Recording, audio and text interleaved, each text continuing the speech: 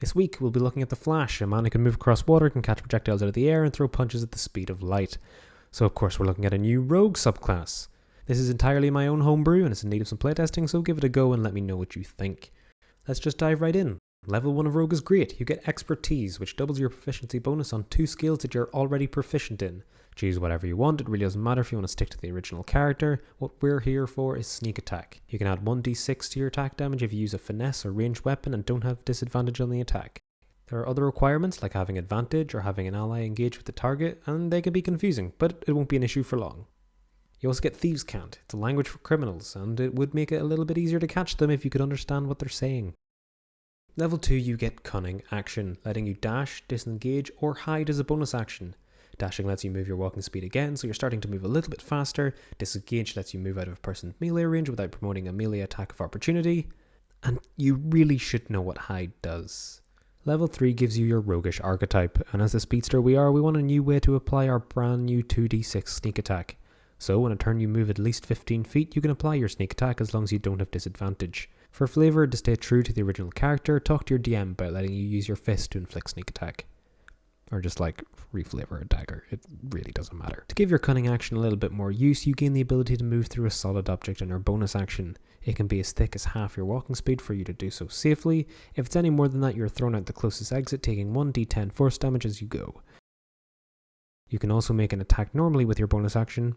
Level 4 is your first ability score improvement. You'll probably want to invest in dexterity, so just do that. Level 5 is Uncanny Dodge, letting you reduce damage taken by an attack by half as a reaction. And your sneak attack also bumps to 3d6. Level 6 is another set of 2 skills you can get expertise in. Again, I don't care what they are, choose what you want. What we really want is level 7 for Evasion.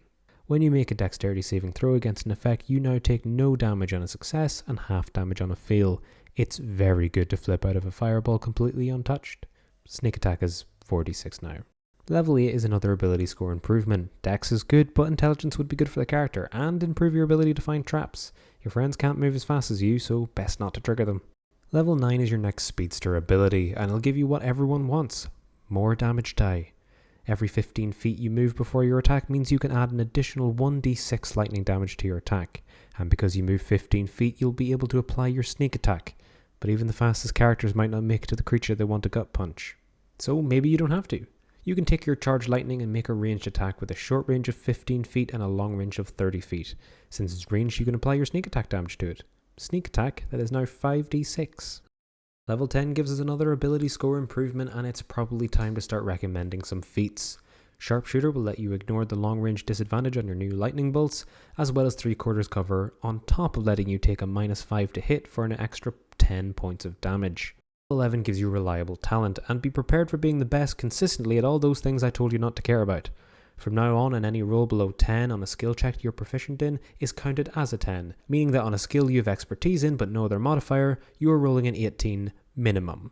And we have our sneak attack up at 6d6. Level 12 is an ability score improvement. Constitution's always a good investment. Rogues can avoid a lot of damage, but you will eventually let a few through, so make sure you can actually take a hit. Saying that, ignoring hits sounds like more fun. Which is what we can do at our 13th level with our next Speedster ability. When you use your Uncanny Dodge, you can choose to reduce the damage to 0 as many times as equal to your proficiency bonus. A little bit of an upgrade to moving through walls. Also, your new reliable talent works for your initiative rolls, so if you've maxed out your dexterity, you will never roll below a 15, so you'll be able to apply your new 7d6 sneak attack damage at the top of the round and end the fight before the rest of the party know what's happening. Level 14 gives you Blind Sense, which means as long as you can hear, you can sense hidden or invisible creatures within 10 feet of you. It'll make you a better scout, and if you were playing a human like the original character, you don't have dark vision, so it makes you slightly less useless when criminals kill the lights. Level 15 gives you a Slippery Mind, which gives you proficiency in wisdom saving throws. You have a telepath or two in your rogues gallery, so this will help you shake off any mind control trying to throw a monkey wrench into the works. Your sneak attack is now 8d6, and that's good. A possible feat for level 16 is Fighting Initiate, so you can pick up a fighting style like unarmed fighting to actually make your punches a decent weapon. Your punches now do 1d6 damage plus your strength modifier. Maybe your DM will be nice and let you use your dex instead. If you aren't holding a weapon or shield in either hand, they do 1d8. The last ability from this subclass is the Ultimate Fast Form, which you can trigger once per long rest. This form doubles your movement speed, all attacks against you are at disadvantage, you make all dex checks and saves with advantage, +2 to your AC, But that's not all. After you finish your turn, you can take another complete turn again once the initiative count reaches -7 from your original value.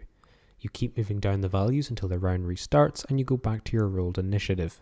But this only lasts until you take damage, but with your suite of abilities to ignore damage, it should be fine unless you majorly mess up. Level 19 gives us our last boost to our sneak attack, making it 10d6. It also gives us our last ASI, and I'm sure there are a few of you out there who have been screaming at the screen, a feat I haven't mentioned yet, which is so patently obvious you are actively annoyed I haven't said it yet.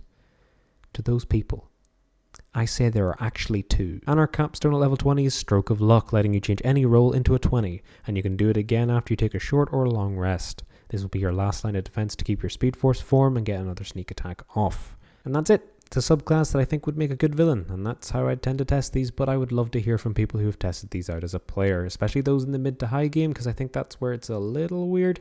If there's any other DC characters you want to see converted into their own custom subclass, let me know in the comments. I need inspiration to take credit for.